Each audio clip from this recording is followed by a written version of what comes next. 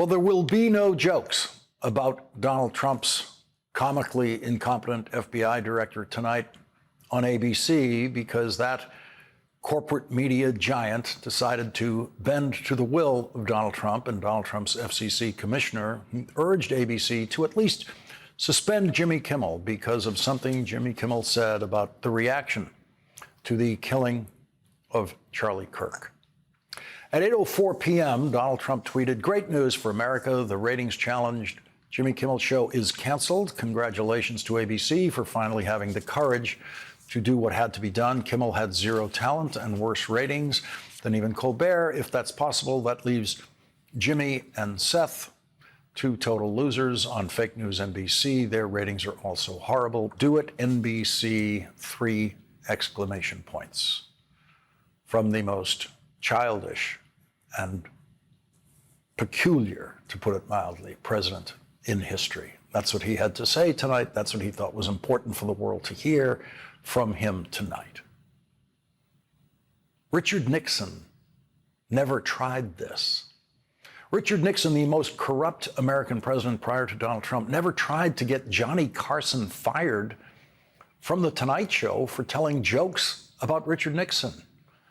No president ever tried that. No president has ever threatened corporate America more than the current Republican president. And Republicans have always had the support of corporate America in their presidential campaigns because corporate America has wrongly perceived Republican presidencies to somehow be better for their businesses, even though the economy historically has done better during Democratic presidencies.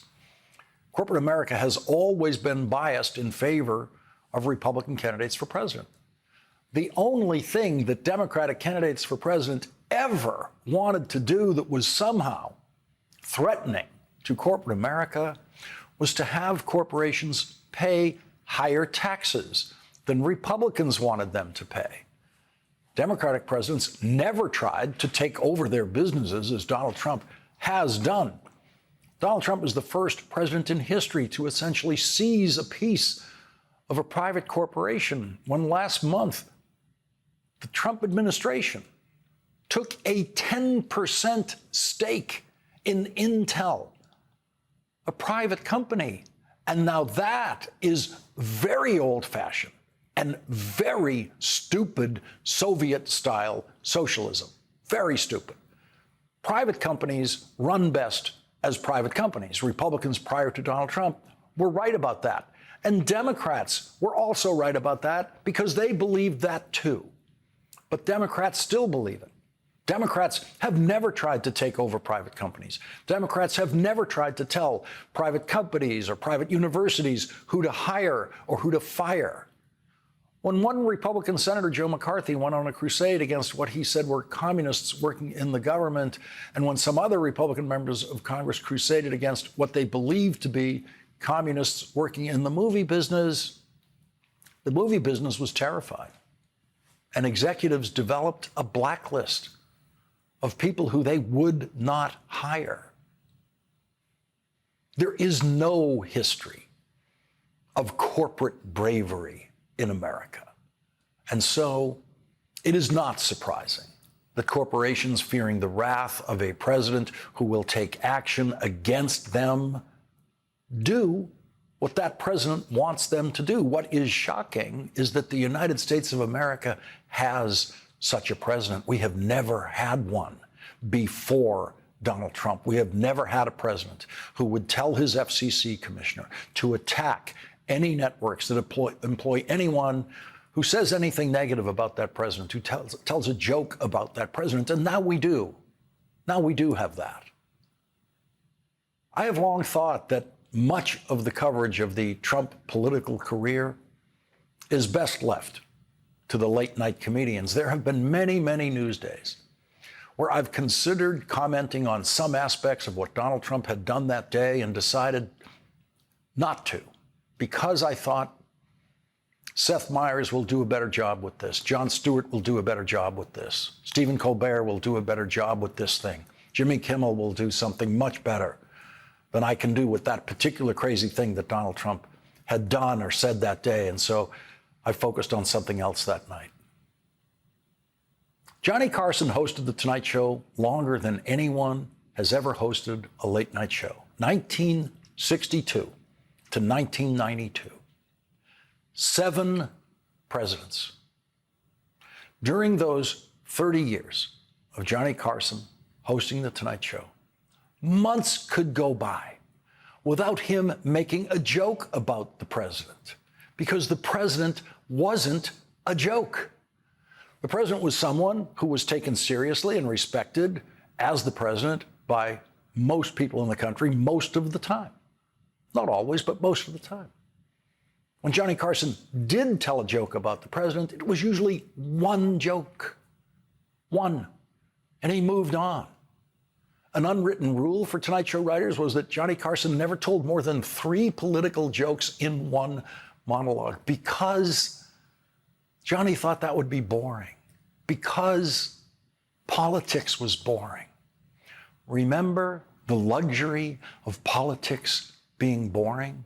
How old do you have to be able to remember when you had the luxury of feeling American politics was boring, and you were right? Now we have a president who is a joke, a president who is an unavoidable joke for people doing daily, nightly comedy. And Donald Trump doesn't like the joke. And so, as the comedians' microphones get cut off, the joke becomes darker. We should be shocked by Donald Trump, but no real student of American corporate history can be shocked by American corporate behavior when faced with threats of real socialistic interference in their businesses.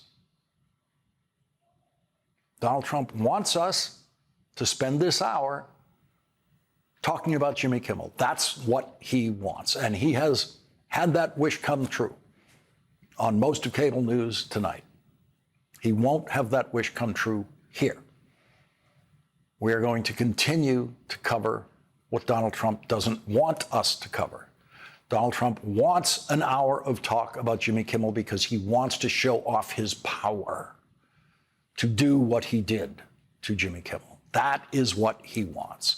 He wants outrage over Jimmy Kimmel because that will prove to his most ardent followers that he must be doing something right, if the outrage is pouring out there over something Donald Trump has done. And there has been plenty of outrage tonight on cable news. There will be more. That's good. I'm glad it's there. But that's not what this hour is going to be about. And so, as American broadcasters, silence comedians, guerrilla street comedians will come forward to do those jobs. In London last night, Donald Trump was greeted with pictures and videos of himself and Jeffrey Epstein, and the fond birthday letter to Jeffrey Epstein with what appears to be Donald Trump's signature, all projected onto Windsor Castle, where Donald Trump is staying during his state visit. That was a serious protest with a British comedic touch, irreverent, to put it mildly. Another poster at a bus stop includes a picture of Donald Trump and Jeffrey Epstein with this quote from Donald Trump about Jeffrey Epstein in 2002. "Terrific guy. He's a lot of fun to be with. It is even said that he likes beautiful women as much as I do, and many of them are on the younger side." When Donald Trump said those words about Jeffrey Epstein was raping children. Jeffrey Epstein was sex trafficking children. And everyone in the United Kingdom tonight now knows that about Jeffrey Epstein.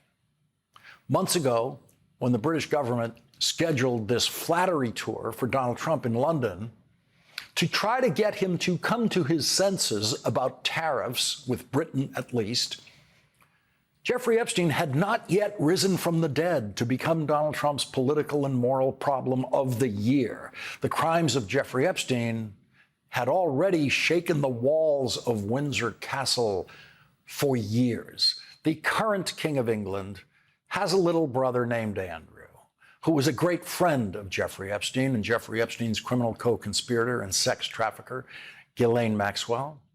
And the king's little brother, Andrew, settled a lawsuit by Virginia Giuffre that accused him of raping her. Like the king and everyone in his family throughout history, Andrew had no idea how to deal with public criticism. And so Andrew foolishly tried to do a television interview that would dig him out of trouble, which only made matters worse. Do you regret the whole friendship with Epstein? Now, still not. And the reason being is that the people that I met and the opportunities that I was given to learn,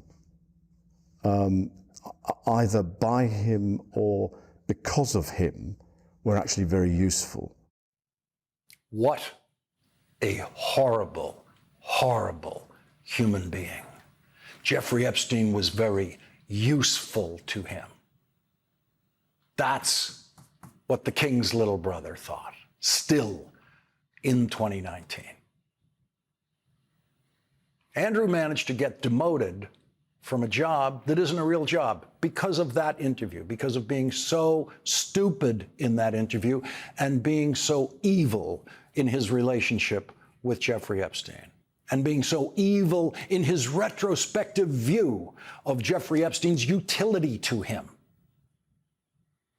Andrew retained his ridiculous, archaic title of prince, but his penalty was he now had nothing to do in a way that was somehow new from every previous person with prince as a title who had nothing to do every single day of their lives. That was his penalty. That's a prince's penalty. Keep doing nothing for the rest of your life.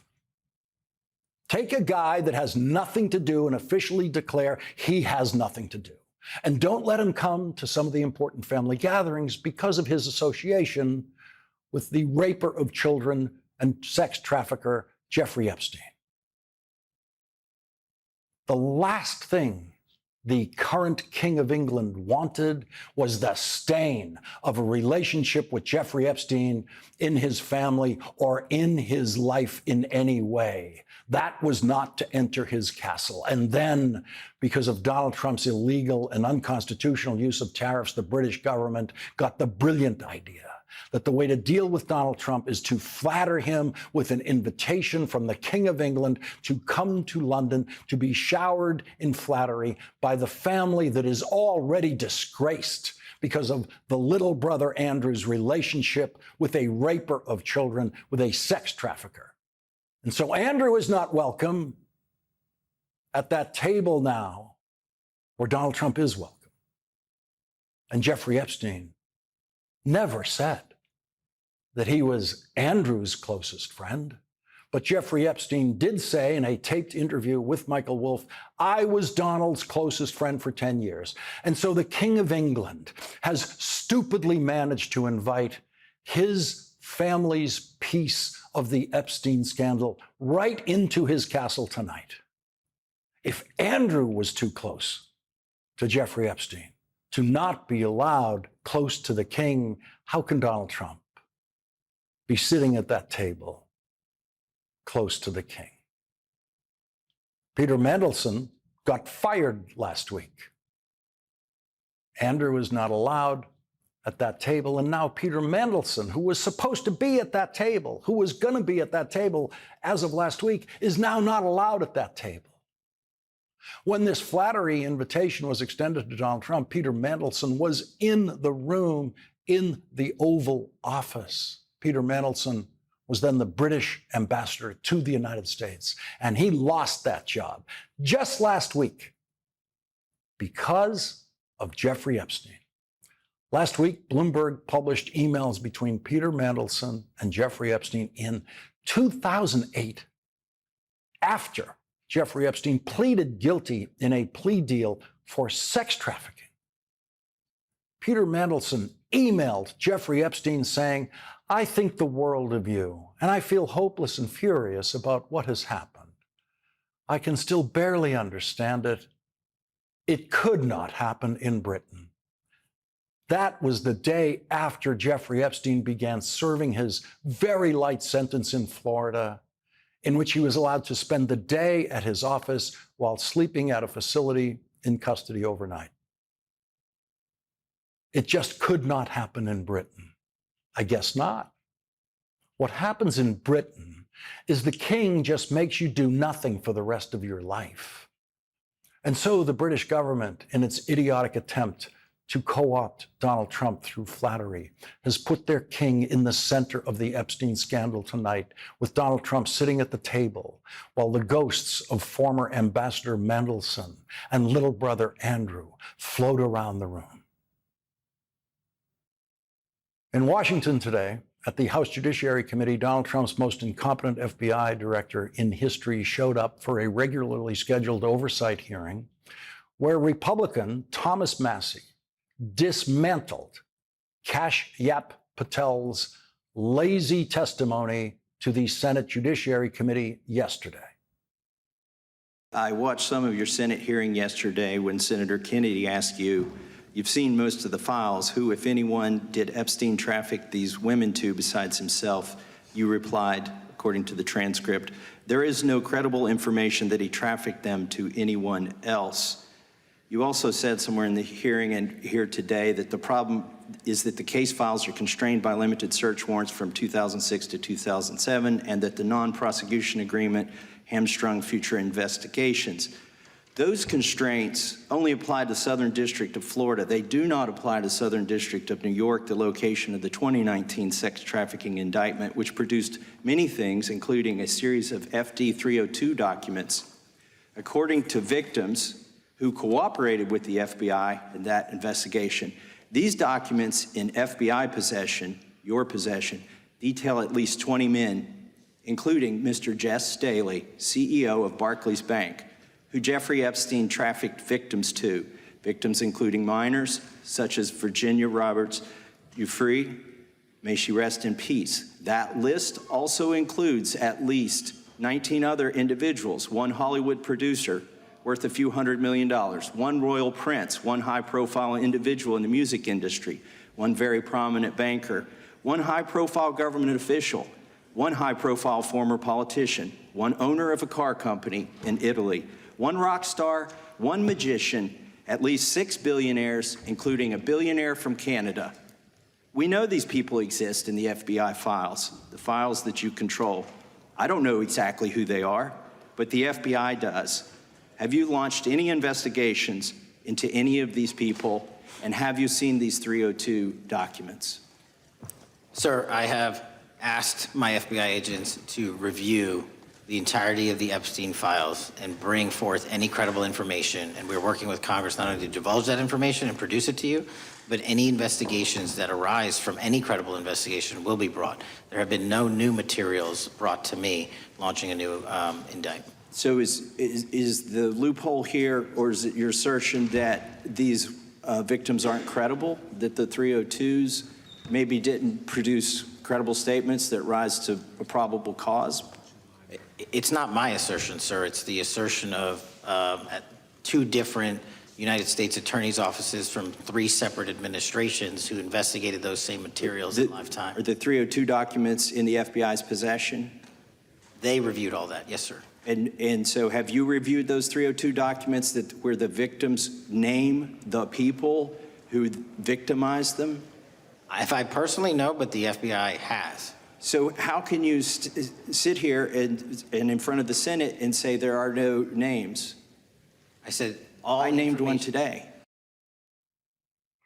Kashyap Patel obviously had no answer for that, and he obviously believes that the only way for him to continue to hold onto his job is for him to play the role of wise guy in congressional hearings in a more slovenly way than anyone in history has ever attempted to do anything like that. Did you ever tell Donald Trump his name is in the files? I have never spoken to President Trump about the Epstein files. Did you ever tell the Attorney General that Donald Trump's name is in the Epstein files? The Attorney General and I have had numerous discussions about the entirety of the Epstein files and the reviews conducted by our team. Did you tell the Attorney General that Donald Trump's name is in the Epstein files? And we have released where President Trump's name is in the It's a simple attorney's question. file. Did you tell the Attorney General that the President's name is in the Epstein files? During many conversations that the Attorney General and I have had on the matter of Epstein, we have reviewed. The question is painstakingly simple. Who Did you can tell be- the Attorney General that Donald Trump's name is in the Epstein files? Yes or no? Why don't you try spelling it out if Yes you're going or to mock no, me? Director? Use the alphabet. Yes or no? No? A, B, C, Director, D, E, F? it sounds like you don't want to tell us. Did you tell the Attorney General that Donald Trump's name is in the Epstein files? Yes or Question no? has been asked and answered. You've not answered it, and we will take your evasiveness as a consciousness of guilt. Leading off our discussion tonight is Democratic Congressman Eric Swalwell of California, a member of the House Judiciary Committee and the House Homeland Security Committee. Congressman, what are the things that we should take from that hearing today? You know what I found interesting, Lawrence, talking to Republicans, is that they also think privately that Patel is not up for the job. And not just because he screwed up the Charlie Kirk investigation. It's not just because he refuses to release the Epstein tapes. As one Republican told me, I just don't feel safe with this guy.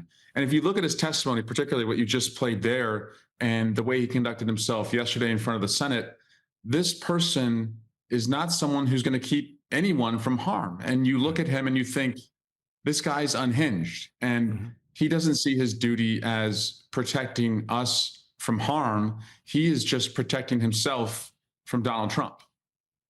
As I listened to it, it was very clear to me that his decision is to become the biggest punk who's ever testified in congressional hearings. This is a kind of conduct we have never seen before in a witness chair. We've seen some disrespectful witnesses before. I remember when Robert Kennedy testified to the House long before he was chosen by Donald Trump to be in the cabinet. He was a pretty disrespectful, arrogant, entitled, believing he was there by birthright kind of character. But this Patel thing goes beyond anything I've ever seen before. It was an embarrassment, frankly, Lawrence. And by the way, no FBI director has ever been confirmed with fewer votes than Kash Patel. So he already came in with very little legitimacy. Nobody has had as little experience as Patel. So he came in with very little credentials and credibility. And so he had an opportunity to show the country that he's up for the job. And again, going into this hearing on, the heels of a Fox News report where they had 10 sources tell Fox News that he's about to be canned. And one source said that Pam, referring to the Attorney General, Pam can't stand him. Well, now you see why, because he is just an arrogant, incompetent director and doesn't make any of us safer when that's the chief, charge of what he's supposed to be doing. And he repeatedly lied to everyone who asked about it, about what could be turned over right now in the Epstein files. He played this shell game where he said, well, we want everything released. So I went to the court and asked the court to release everything.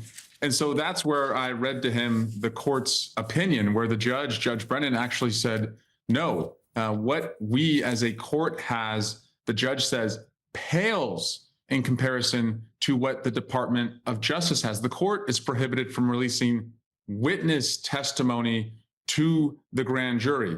That's it. But if the Department of Justice separately owns that witness testimony in the form of witness interviews, witness statements, witness videotapes, and of course, any evidence collected through a search warrant, that's under the custody of the Department of Justice. And the judge said, Kash Patel can release that. We can deduce by the fact that he won't release it and he won't tell us how many times Donald Trump's name is in the Epstein files, that he's afraid to do it because he's afraid that it would anger Donald Trump. I think we have a right to assume it's a very impressive number, the number of times his name is in there. Congressman Eric Swalwell, thank you very much for leading off our discussion tonight. Thank you. And coming up, Donald Trump's former criminal defense lawyer, now his deputy attorney general, did an interview last night where he got exactly one lame question about his unprecedented and incompetent interview of convicted sex trafficker Ghislaine Maxwell. That's next with Andrew Weissman.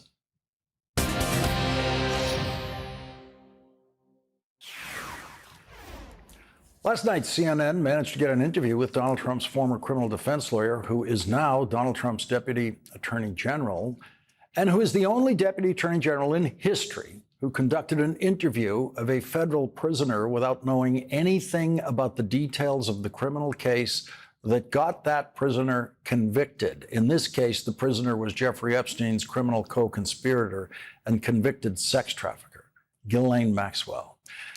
And with that unique opportunity to question, an opportunity I would have loved, a unique opportunity to question the only deputy attorney general in history who's ever conducted such an interview, CNN thought about it and managed to come up with one and only one question about that. When you met with her, did you find her to be credible? It's an impossible question to answer. I met with her for 2 days. To determine whether a witness is credible takes weeks and weeks and weeks. I asked her questions that I believe all of us wanted answered, and she answered them. She answered them. The point of the interview was not for me to pressure test every single answer she gave. Of course not. The point of the interview was to give her an opportunity to speak, which nobody had done before. And so she had been in prison for many, many years, and she had offered to speak on many, many occasions. And she was never given that opportunity. And so what I did is I gave her that opportunity to speak. It was recorded. My questions were there. And whether her answers were credible or truthful, there's a lot of information out there about Mr. Epstein, about her, and whether what she said is completely wrong or completely right, or a little of both. That's the reason why we released the transcript. That's why we were transparent about the questions I asked and the answers she gave, is because it's really up to the American people to determine whether they believe that her answers were credible or whether they found her not credible. Joining us now is Andrew Weissman, former chief of the criminal division for the Eastern District of New York and former FBI general counsel and MSNBC legal analyst. And so I counted a couple of lies in that answer. It's standard practice over there to allow lies in answers and not contest them. That happens every day over there. But for him to say she had offered to speak on many, many occasions and she was never given that opportunity, ignores the biggest opportunity any criminal defendant has, which is the opportunity to raise your right hand and agree to testify under oath in your own trial, which she did not do. A trial of a criminal defendant is an invitation to speak, and Andrew, she did not dare accept that invitation. That is true, completely accurate. She also would have the opportunity and the right in the federal system to testify before the grand jury. But leaving aside the legal procedures, she could speak to the press any day of the week. The idea that she did not have the opportunity, which, by the way, Ghislaine Maxwell also said on page 7 of the 2-day interview, that she had been really trying to speak, but she just never had the chance, is just belied by the facts. And it's notable that she only spoke to Todd Blanche after being given a form of immunity. She refused to speak to the Senate without all sorts of conditions. Mm-hmm. So the idea that she was just always trying to give her story, but no one ever gave her that opportunity, is just simply not true. And it's one thing to hear it from Ghislaine Maxwell. It's quite another to hear it from the Deputy Attorney General. I should also point out that I think Todd Blanche is right that it can take weeks and weeks and weeks to know whether someone is credible. It also can be the kind of thing that you can know fairly quickly. But what I would say to him if he were here is, let's assume you're right, that for you who you don't know the facts of the case, as you pointed out, he knew nothing about this in turn. He had not been on the case. He had not been part of the investigation. If it's going to take weeks and weeks for him to make that determination, why did he give her the benefit of moving to a camp when it could very well be that, as Todd Blanche noted, that to lie to him would be yet another federal crime. So she could have committed yet another federal offense and she got a benefit. And as Todd Blanche is saying, before he even could make the determination, which was astounding, that he is admitting that he can't even say that he found her credible.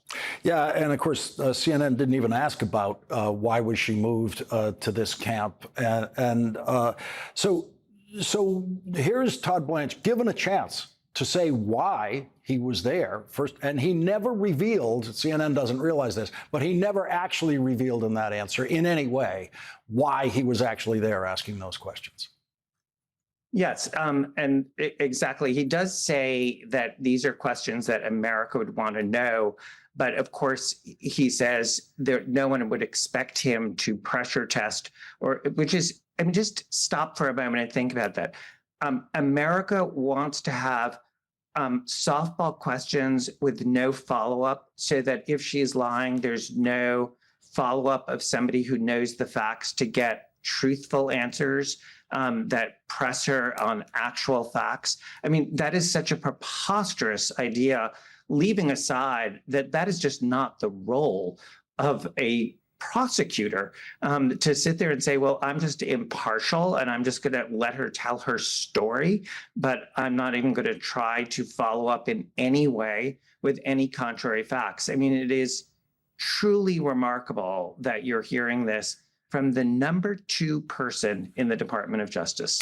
A CNN interview of Ghislaine Maxwell would have been much tougher than what Todd Blanche put it through. Andrew, please hang on for our next segment, because when we come back, we're going to discuss the fact that the worst Treasury Secretary in history now finds himself in the same trouble tonight that he has tried to create and falsely accused a Federal Reserve member of engaging in. We're going to discuss that next with Andrew Weiss.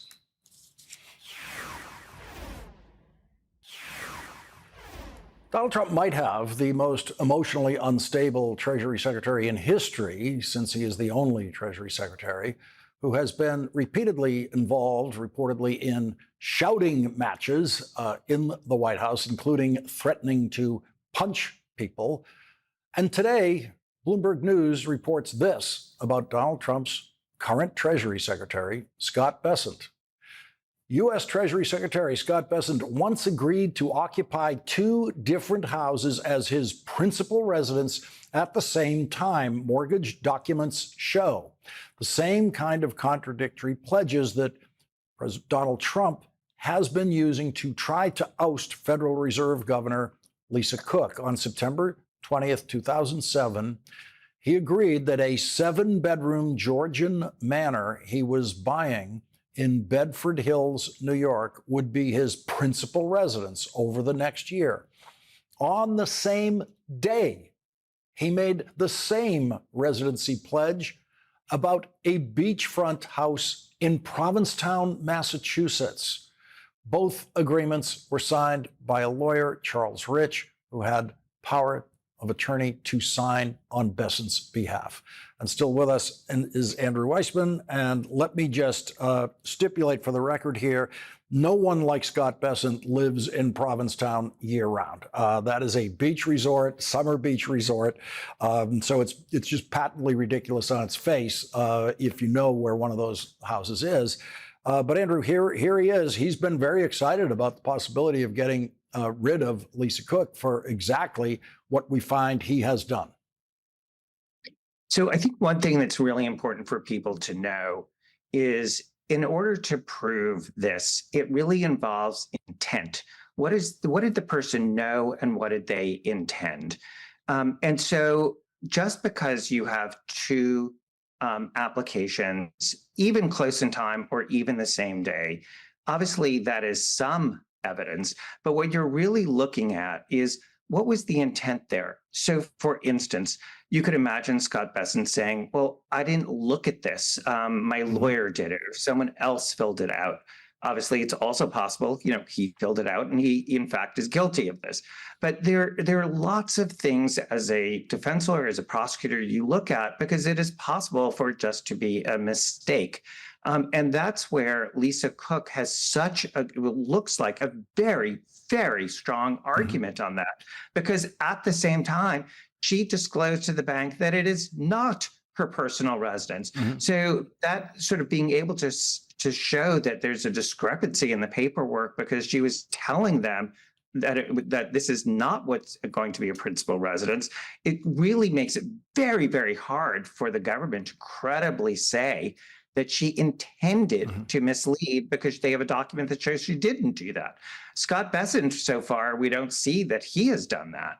So again, this is one where it looks so obviously transparent that this is, to use the president's favorite term, a witch hunt, where you are doing this in a selective way to go after somebody. And all of these other examples, and now Scott Bessent's one, just shows how much that is what's going on.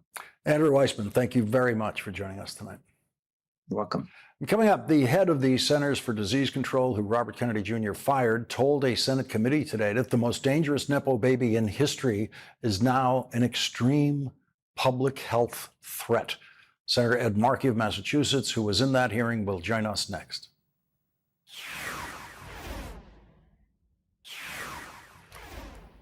Children have died under his watch. That is what Dr. Deborah Hurry, CDC's former chief medical officer, told senators today about her former boss, Health and Human Services Secretary Robert F. Kennedy Jr. I always believe in optimism and hope, and I would say that was my hope when he started. I'd read his books, and as a transition lead, I was prepared to welcome him. After seeing his Senate finance testimony and the number of misstatements, seeing what he has asked our scientists to do and to compromise our integrity, and the children that have died under his watch, I think he should resign. Dr. Hurry resigned from the CDC after the agency's director, Dr. Susan Monares, was fired by Kennedy last month. Both Dr. Hurry and Dr. Monares testified to the Senate Health, Education, Labor, and Pensions Committee today. What was the secretary's temperament as you pushed back? He was very upset with me. The temperament was similar to the times under duress during the Senate Finance Committee hearing, if that is helpful. He was extremely animated towards me in that room. Was the secretary's thinking and reasoning clear to you during those meetings? The secretary was clear in the two things that he was demanding of me, demanding to fire those scientists and demanding of the pre-approval of the vaccine recommendations. Some of the things that he was talking about were clearly not aligned with the scientific evidence that I knew related to safety and efficacy and placebo-controlled trials. And the conversation seemed to change points very quickly. Okay. It was hard sometimes to follow the logic that he was putting forward. And again, he was very, very upset and very animated. Joining us now is Democratic Senator Ed Markey of Massachusetts. He's a member of the Senate Health, Education, Labor, and Pensions Committee and the Senate Commerce Committee. Senator Markey, were any of the Republican senators in that room today concerned about their own families' health now, their own children's health? Well, it was hard to identify that concern. There wasn't much evidence to convict them of being concerned. It was still the party line, the Trump line on these issues. And it goes all the way back to January, actually, when Senator Cassidy, the chairman of the committee, elicited a promise from Robert F. Kennedy as a condition of his confirmation that he would not fire the advisory panel on vaccines. As soon as he was confirmed, he fired the advisory panel on vaccines. And then when Dr. Susan Monares was confirmed as the head of the CDC, he then asked her to pre-approve the vaccine recommendations of this now packed with his vaccine denial cronies recommendations on vaccines, and she refused to do so. So that's what this hearing was about today. It was about Dr. Moner's and Dr. Howry's courage. They're historic healthcare heroes who were willing to give up their careers in order to make it very clear that Robert F. Kennedy is compromising the recommendation on vaccines. And the Republicans know this. The Republican senators know this.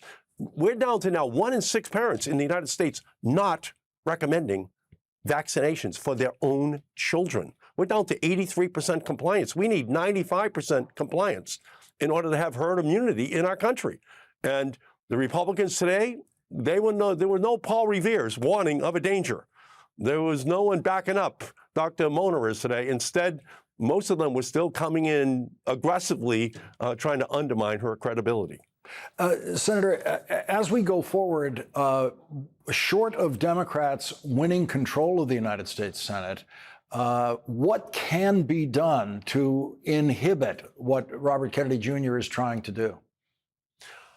Well, we're going to now be in a massive public education battle because he is lying. He is allowing for the spread of misinformation, and too many parents are already accepting it.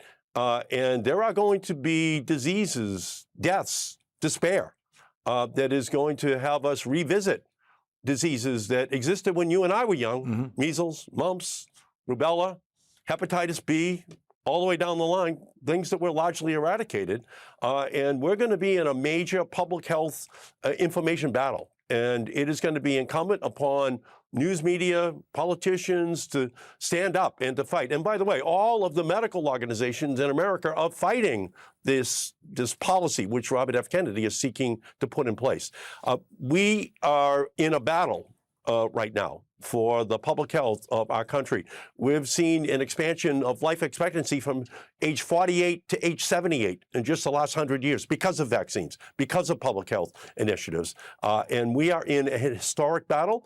The Democrats are going to take on the Republicans on the continuing resolution in the next couple of weeks over healthcare issues. We're going to raise the concerns about the premiums that individuals are able to receive to help with a subsidy to lower the cost of their premiums, on Medicaid issues, on other issues. But at the end of the day, Robert F. Kennedy Jr. must resign. We have to turn him into a healthcare pariah in order to make him a detriment to the Trump administration. And I think that's the only way, ultimately, that we're going to save the lives of children and adults in our country. Massachusetts Senator Ed Markey, thank you very much for joining us tonight. Thank you. We'll be right back. Senator Ed Markey gets tonight's last word.